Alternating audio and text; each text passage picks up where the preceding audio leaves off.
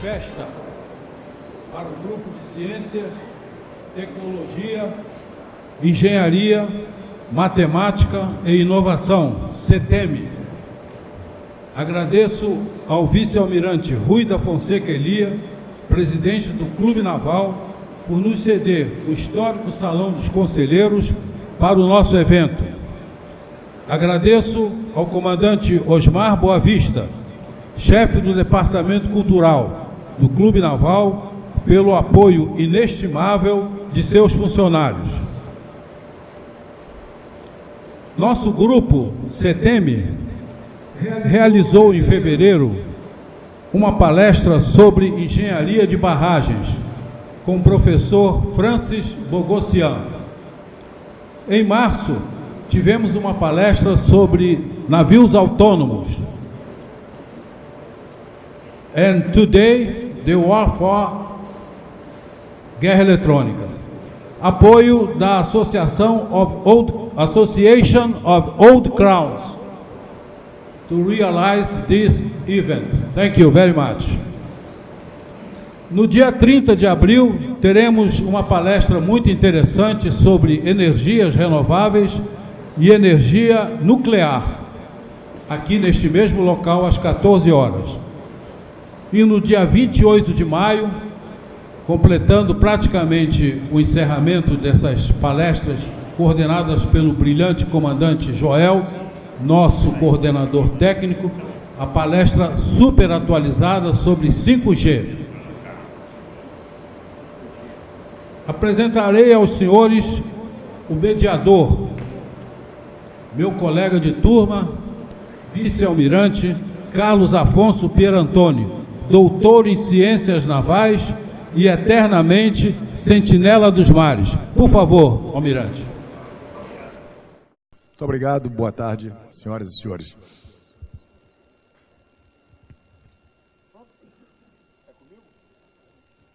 Ok. The floor is yours, né? É assim que... Não, not yet, but... ok. Muito obrigado, senhoras e senhores. O meu amigo comandante Padilha, a única coisa que ele esqueceu de dizer é que hoje é 1º de abril. Então, o que ele falou aí que nós vamos dizer alguma coisa importante, talvez caia pela manobra. Mas é com muita satisfação que a gente volta aqui de rever amigos, ganha novos amigos e não passa nenhuma experiência, não. Eu aprendi aí ao longo da vida que tem 3 maneiras de nós conhecermos as coisas, né?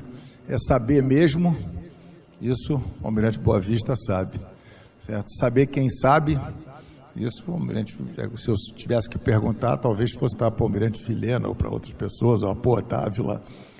E depois saber onde tem, onde é que está o livro, certo? Na biblioteca tem. Então, seguindo essas três ideias, eu recorri à última, né?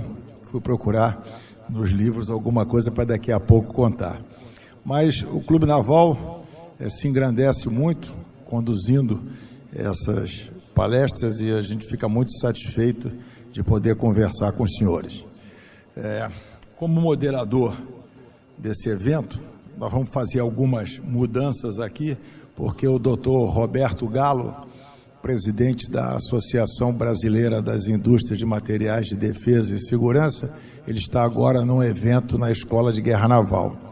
Então, nós vamos começar o nosso workshop aqui, o seminário, o bate-papo, certo? Com a palestra, certo? A ser conduzida pelo comandante Antônio Dias e o comandante Alves, a quem eu convido para, inicialmente, ocupar a mesa.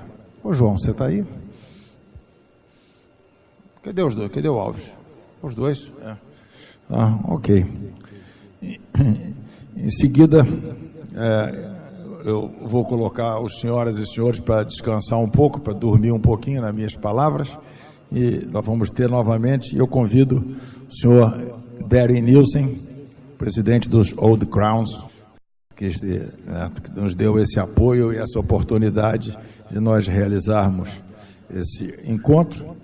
Em seguida, o senhor Filipe Neri, por favor, certo? Io sono nipote de italiano. Sou bravo. Pronto, já ganhei um bravo, já está resolvido o meu problema. Certo? Ok, senta aqui, doutor Filipe. O senhor entende um pouco de português, não? Compreende? Capisca pouquinho. Capisca pouquinho, né? Numa discussão com o almirante italiano que queria vender alguns equipamentos do Brasil, depois de assim, meia hora de bate-papo, o amiralho italiano virou para mim e disse: Amiralho, così compro io, né? Eu queria vender, mas estava caro. Depois da discussão, se continuar assim, quem compra sou eu. Ok. Então, sem mais delongas, eu vou passar a palavra para os primeiros debatedores, conhecedores profundos da guerra eletrônica, estudiosos do assunto, certo? Comandante, não sei quem faz primeiro, se você ou o comandante Alves. Então, com a palavra, comandante Alfa Delta. Sim. Opa. Senhores, boa tarde. É um prazer estar aqui. Vários ex-chefes, grandes chefes que eu tive, estão presentes. Colegas, é um prazer estar aqui diante de todos os senhores. A palestra será sobre o futuro da guerra eletrônica nos tempos líquidos. Foi feita por mim e pelo comandante Alves. Então, esse é o sumário, vamos começar com uma introdução, a equação do Almirante Braga, a situação brasileira, isso tudo é para fazer o conceito. Depois nós vamos entrar na guerra eletrônica dos tempos líquidos e depois considerações finais e conclusões. Vamos pela introdução. Para começar, eu gostaria de, pelo menos, mostrar, deixar bem claro que... Ok, sim. Então, tá bom, tá ótimo. Ok, please, you are always welcome. He will help me if I say any nonsense. Alves, falar alguma bobagem, o Alves me corrige aqui. O primeiro slide é apenas para dizer que o mundo, nós estamos vivendo num mundo em que existem, sem dúvida, países centrais que possuem capacidade financeira e infraestrutura técnica para deslanchar cada vez mais tecnologias, e áreas que estão abaixo, que estão com menos recursos, têm menos pessoas e têm menos condições laboratoriais, vamos dizer, de fabricação. Nós estamos mais ou menos no meio. Nós estamos mais ou menos no meio. Não chegamos a ser exatamente a potência central, mas nós temos as nossas capacidades que são bastante razoáveis. E o que a gente chama por tempos líquidos, seria o que o sociólogo polonês Zygmunt Bauman falou, que o que quer dizer a liquidez? A liquidez quer dizer dependência no tempo, coisas que são muito rápidas, variações muito rápidas. Nós estamos numa sociedade, numa época em que tudo é muito rápido. A obsolescência é quase que instantânea de todas as tecnologias. O que entra no mercado rapidamente já se torna obsoleto em pouquíssimo tempo. Então, isso é que é a ideia do líquido. Nós estamos numa época que tudo que é sólido, que aquelas coisas que são tradicionais, que são já bem, vamos dizer, aceitas, elas estão tendendo a se desvanecer. E, como falou o Alvin e a Heidi Toffler no livro deles, o Guerra e Antiguerra, cada sociedade faz a guerra do mesmo jeito que ela ganha dinheiro. Então, as guerras também terão que ser líquidas, vamos dizer. Os equipamentos vão variar muito, vão se tornar... Os inimigos serão líquidos. O grau de perigo deles vai alterar, as alianças vão alterar, eles vão se modificar inteiramente durante o conflito. Essa é a tendência que nós prevemos, Alianças, então vão ter muitas formas, eles vão estar espalhados também geograficamente, e porque vão estar num subespaço que seria o da guerra cibernética, Então, é tudo muito fluídico. Então, nós temos que tomar cuidado, porque Não fala.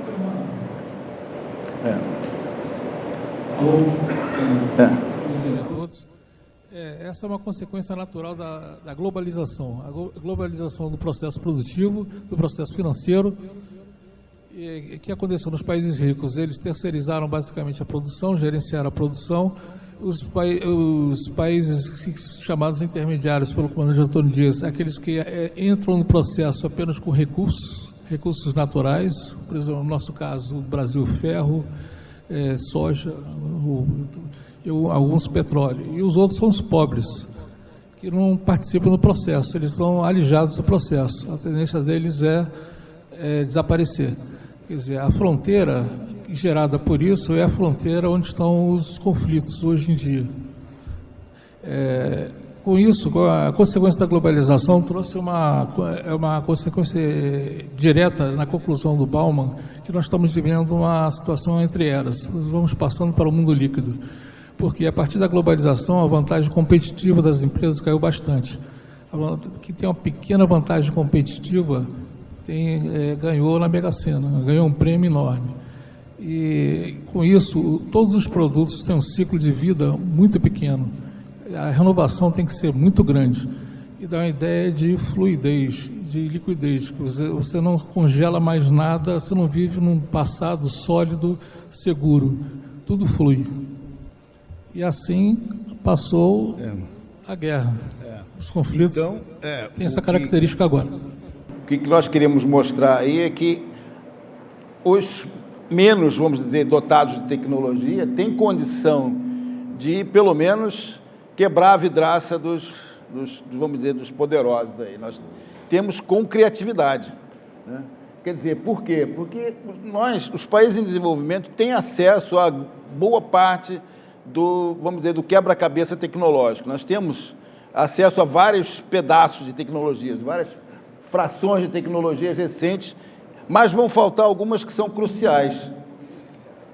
E nesse equilíbrio de tecnologias novas e antigas, é que talvez surja o interesse, o nicho de trabalho. Naqueles pedaços que estão faltando, a gente usar as tecnologias que tem, mesmo que a gente não consiga ter a última tecnologia, mas, de uma certa forma, usar tudo que nós temos de alta tecnologia e usar o que nós precisamos. A sabedoria é usar os obsoletos de modo criativo. É isso que eu ia falar. Perdeu-se a importância de ter um desenvolvimento tecnológico de ponta. Quem tem um desenvolvimento tecnológico de ponta tem dinheiro, recursos para investir nisso, ótimo. Quem não tem, não é também no fim do mundo, tá? Mas tem que saber usar esses conceitos. Saber usar, tem que ter criatividade, inteligência para usar o que tem na mão. Porque a inovação tecnológica, a inovação em si, a inovação disruptiva, é que gera a vantagem competitiva no modelo de negócio, qualquer tipo de modelo de negócio. A guerra é um modelo de negócio, pode ser vista assim também.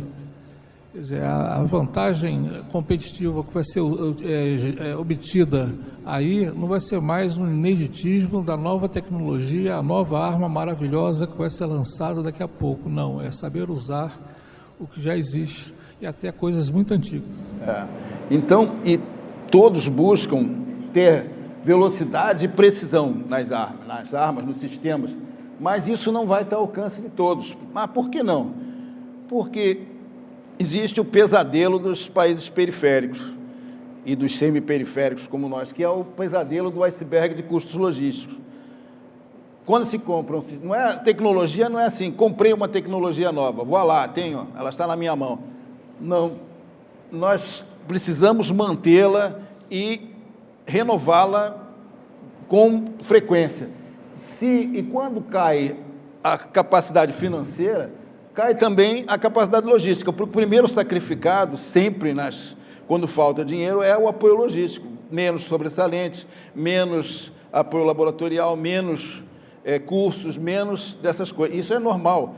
E, portanto, quer dizer, a tecnologia, não adianta a gente procurar, às vezes, algo que a gente não tem condição de manter.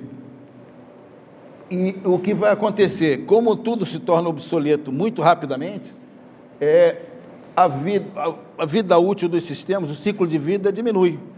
Mas se ele diminuir, aquela parte do ciclo de vida que vai gerar o lucro das empresas também vai diminuir. e isso daí não é bom para as grandes empresas, né? Então, a gente pode tentar esticar o ciclo de vida dos nossos ecossistemas usando melhores estratégias de emprego, usando criatividade, porque a partir do primeiro uso de um sistema, ele já vai ser contramedido. Ele já é conhecido e contramedido. Então, tudo é muito rápido. Essa é a tendência, é muito rápida. Mas, então, o que nós vemos aqui? Que quando as grandes empresas vão tentar fornecer o que já existe, porque elas precisam de lucro. Elas são grandes e elas vão precisar de lucro. Então, não vai mudar um sistema porque houve uma pequena inovação tecnológica. O que a gente tem que tomar cuidado quando a gente adquire sistemas é não comprar uma linha marginal do século XXI. Né? A gente pensar na guerra do passado, comprar um sistema do futuro pensando na guerra do passado. Porque os produtores vão precisar vender, não é nem eles vão tentar, eles vão precisar vender para sobreviver os sistemas que já estão obsoletos, porque a obsolescência vai ser muito rápida. Isso foi uma conversa grande que a gente teve com o Filipe aí. E, então, o que nós vamos tentar falar aqui? Quais são as tendências da guerra eletrônica? O que os atores periféricos e semiperiféricos, como nós somos, precisam fazer? Como pensar em guerra eletrônica nessa época de modernidade líquida? Bem, a gente tem várias cartas do nosso tarô aqui que nós vamos tentar colocar aqui os pontos de... Quer dizer, nos tempos atuais, quer dizer, quando nós não somos grandes produtores, o Brasil não é um grande produtor de tecnologia na área militar, mas nos tempos atuais, se ele vai comprar um radar, vai comprar um míssil, vai comprar um torpedo, ele vai comprar também uma estrutura logística para a manutenção desse sistema, seja um sistema sensor, seja um sistema de armas, etc. Mas hoje, devido a um ciclo muito curto, inclusive dos mísseis, inclusive dos radares, dos equipamentos, dos sensores, tem que se pensar o seguinte: você comprar um elefante branco. Quando o míssil quando ele estiver obsoleto, você vai perder todo o investimento que foi feito. Tem que ter cuidado agora adquirir uma base tecnológica que possibilite a adequação de novas versões ou novos armamentos ou novos sistemas. Quer dizer, tem que comprar a base. Não pensar na logística dedicada àquele equipamento, àquele sistema. Então, aí nós vamos puxar então a equação do Almirante Braga, que eu não sei se foi ele que criou, mas pelo menos foi um dos que falou muito disso enquanto ele estava aqui na Marinha, né? O que quer dizer a equação dele? Nós fizemos uma adequação para os tempos mais modernos da equação dele. É uma função que seria uma T-norma, função do desempenho, que é a performance, da mantenabilidade, do treinamento, da capacidade de treinamento do pessoal que vai usar, do domínio tecnológico e da adequação à missão proposta. Qualquer um desses itens que tende a zero, a eficácia do sistema tende a zero.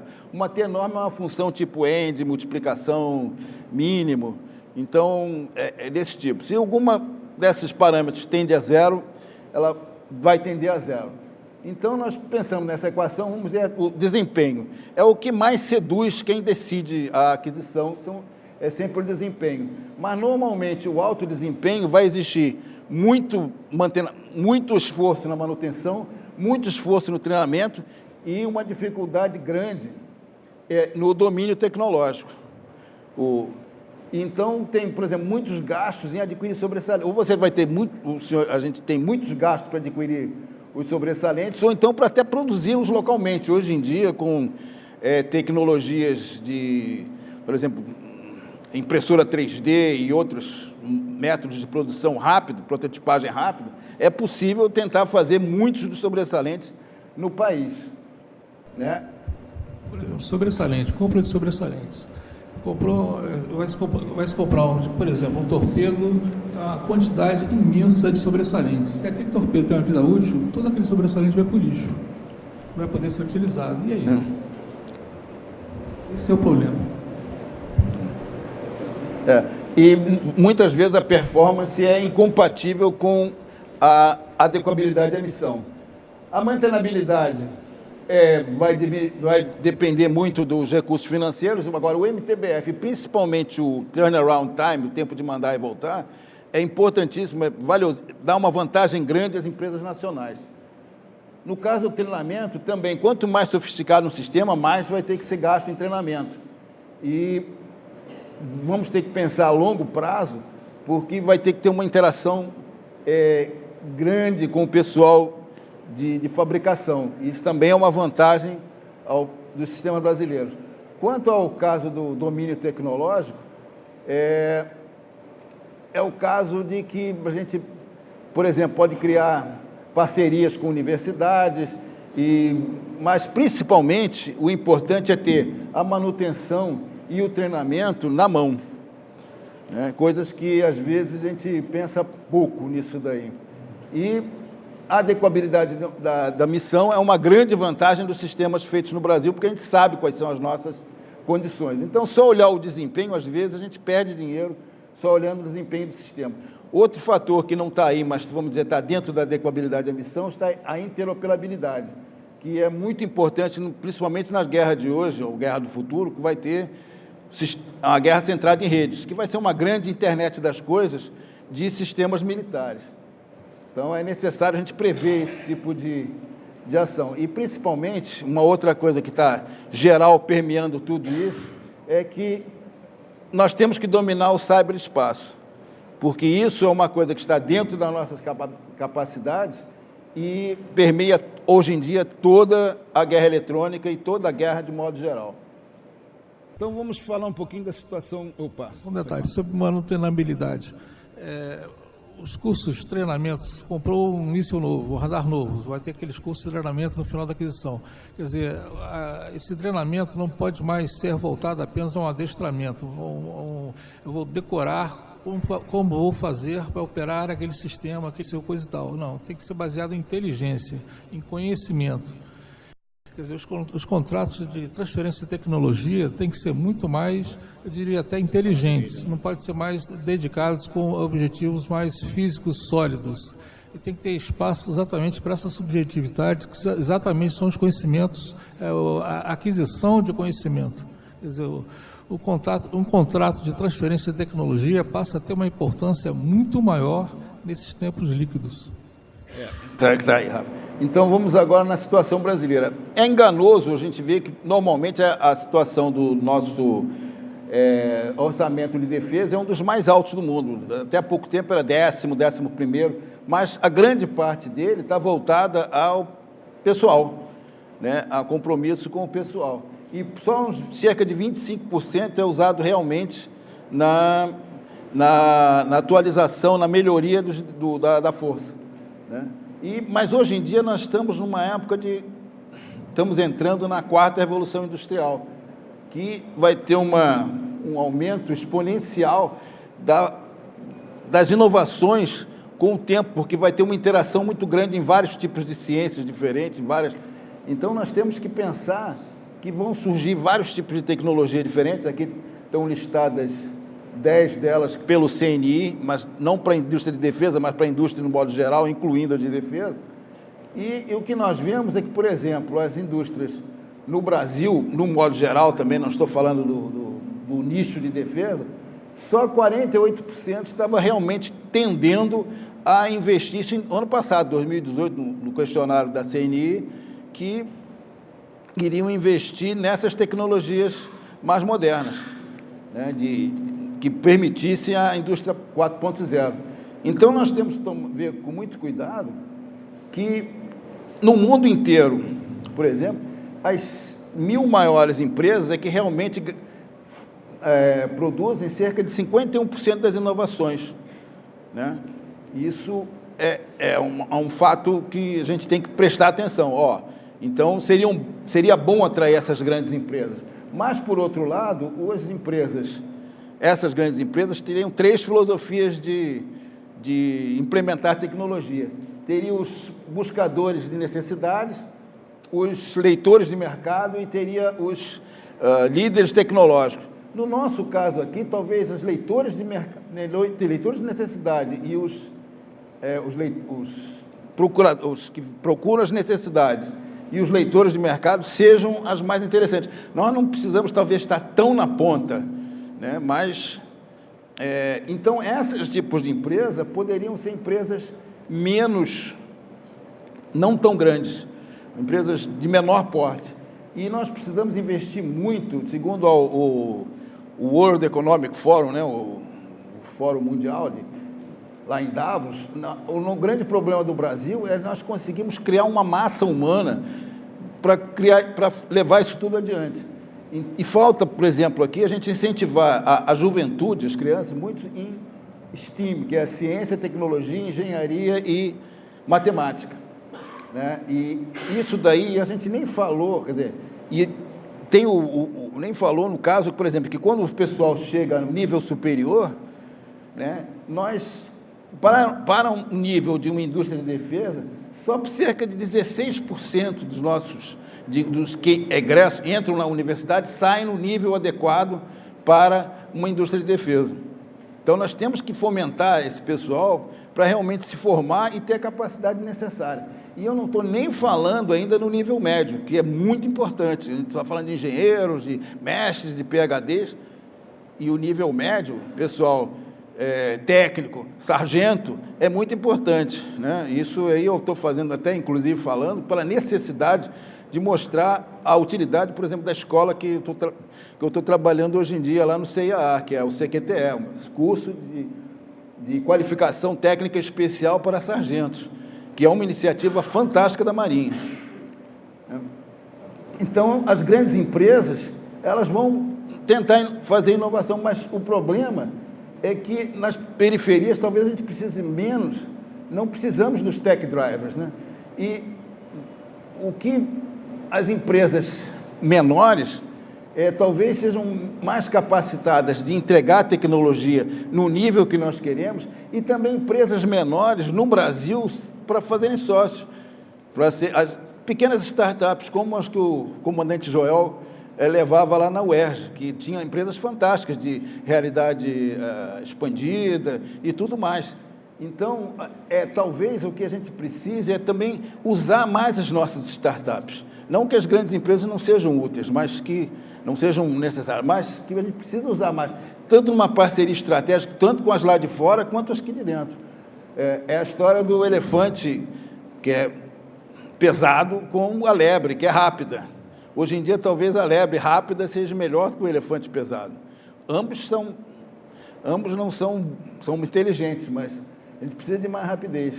Por que startup é importante nesse modelo, como o estudante falou? Da agilidade ao desenvolvimento, sim. Mas qual é o principal fato? Por que isso aconteceu? Porque as empresas grandes estavam com risco muito alto. Elas terceirizaram o risco criando startup.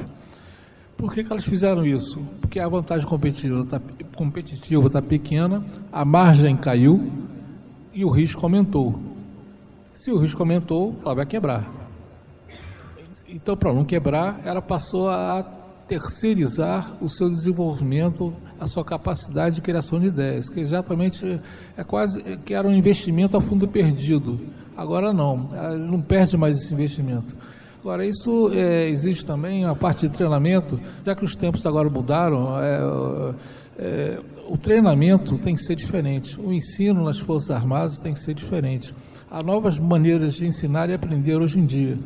Por exemplo, fazendo uma leitura do Alvin Toffler, na primeira onda, a agricultura, a segunda, a Revolução Industrial, a terceira onda seria a associação de informação ao produto que era fabricado, quer dizer, o produto passava a ter um alto valor agregado.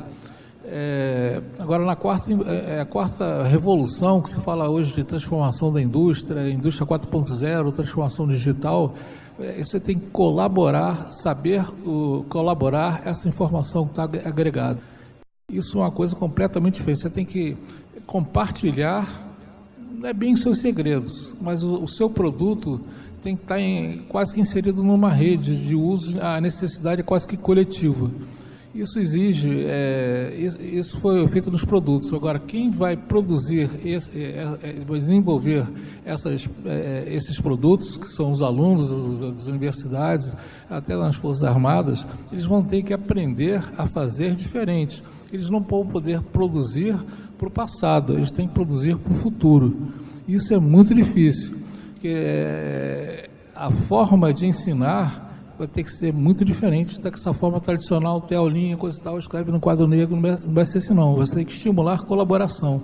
Os alunos vão ter que ser experts em colaborar, em compartilhar informações. Isso é extremamente difícil no mundo que se torna cada vez as pessoas mais individualistas e mais egoístas. Hoje é muito difícil até as pessoas conversarem. A pessoa manda uma mensagenzinha no WhatsApp, acabou, espera a resposta.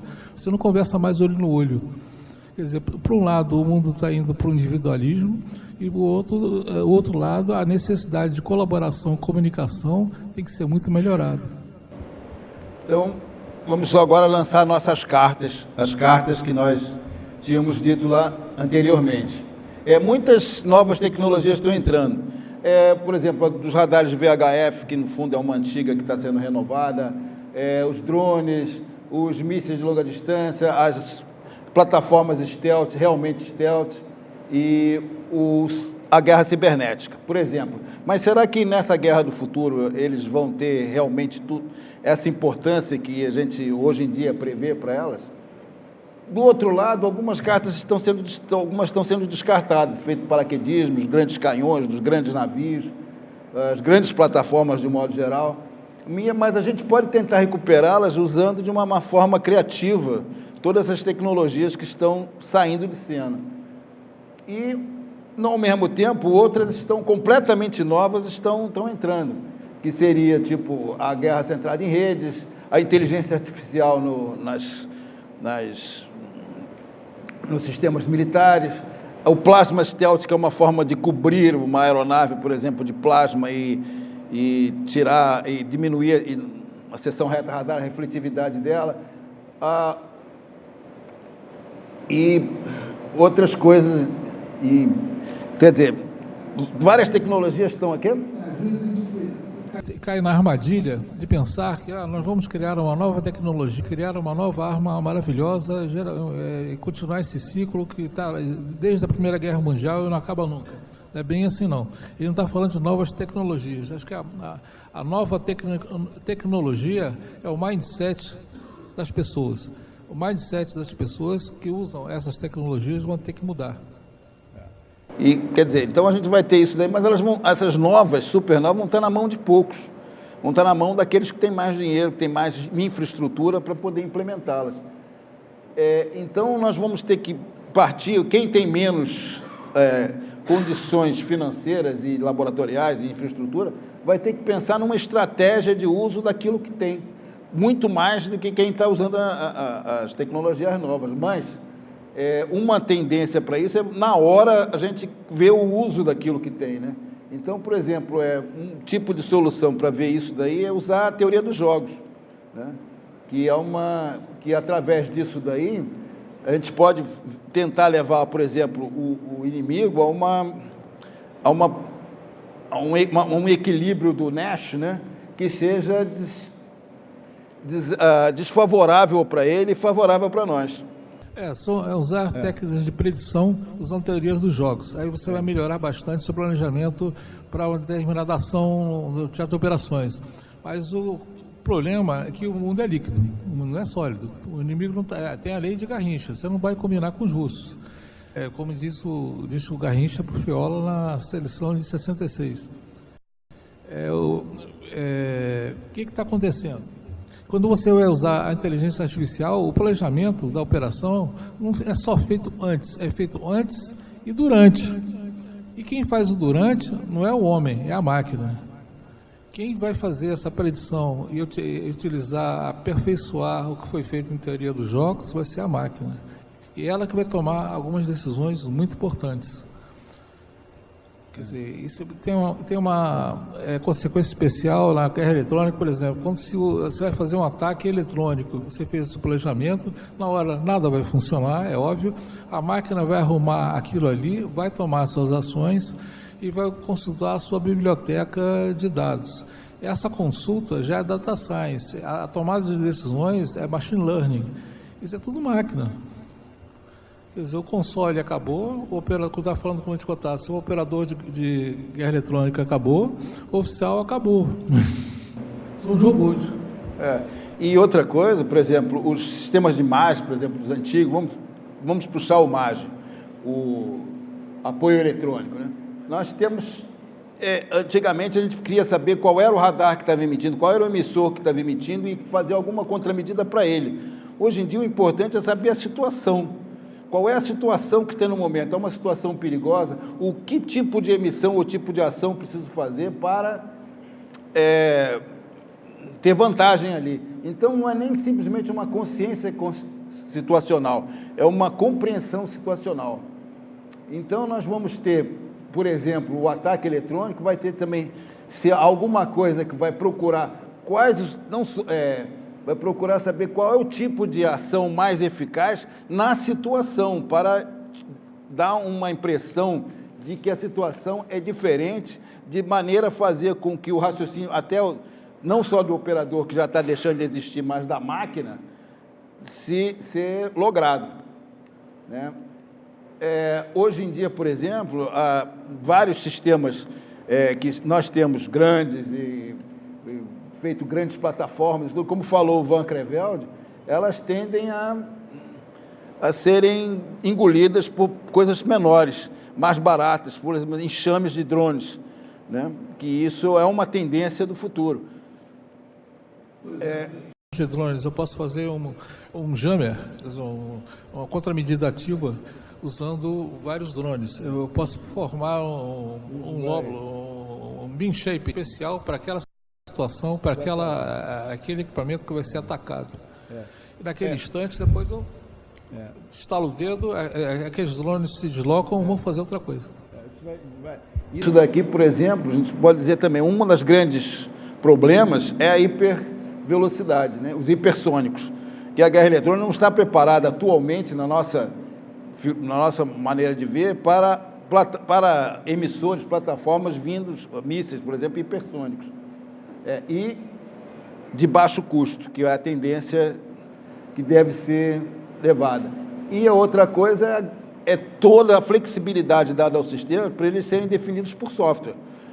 Porque um radar, um emissor definido por software, ele pode mudar de forma a qualquer minuto, né? Então a guerra eletrônica vai ter que acompanhar isso. Um radar definido é muito complicado. As máquinas vão começar a ter raciocínio, né, de tentar fazer inteligência artificial e aprendizagem de máquina.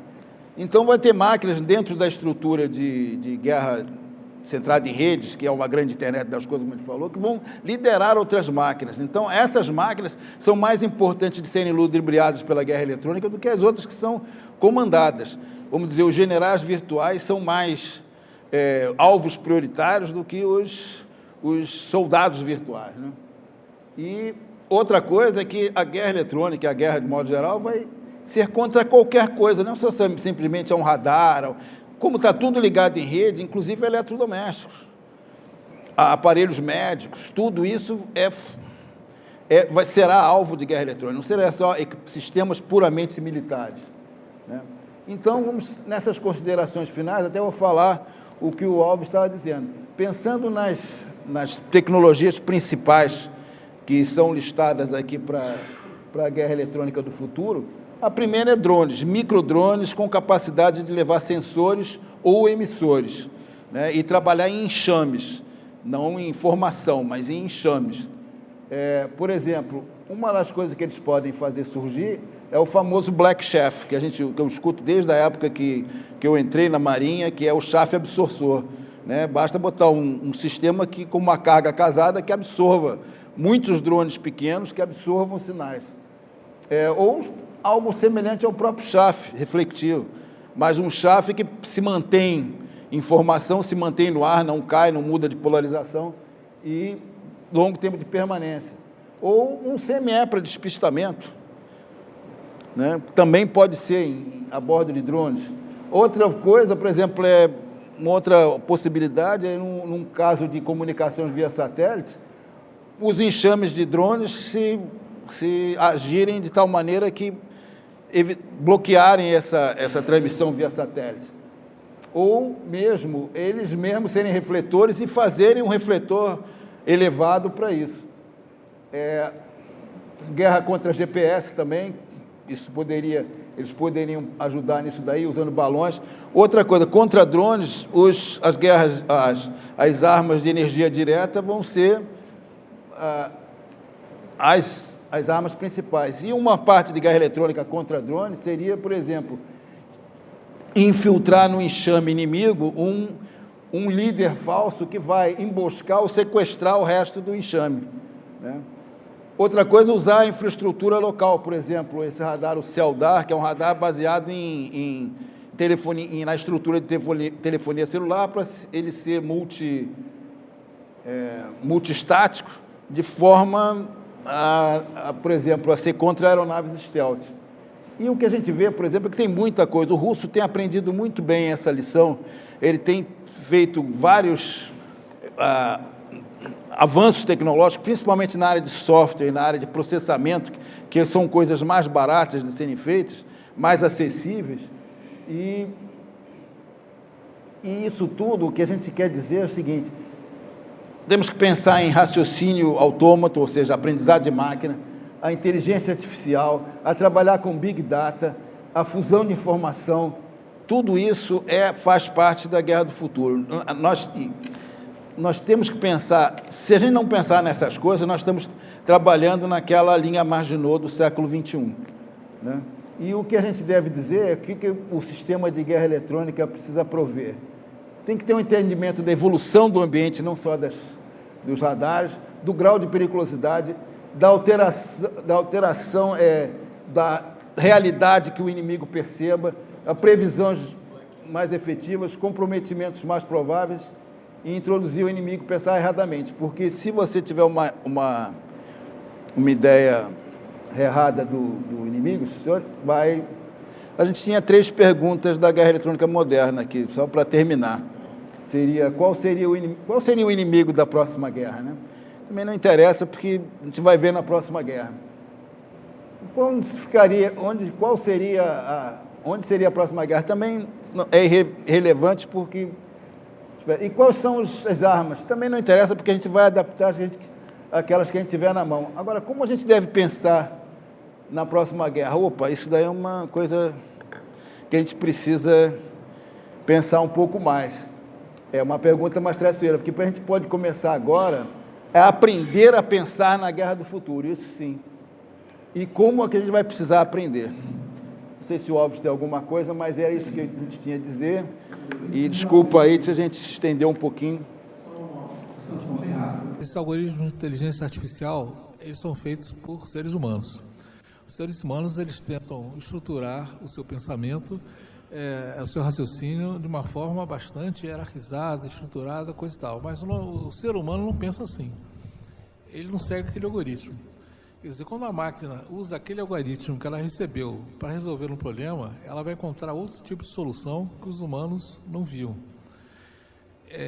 Aplicando isso para a guerra eletrônica, você vai ter muito mais ataques de saturação do que uma coisa muito específica, um despistamento, uma contramedida específica.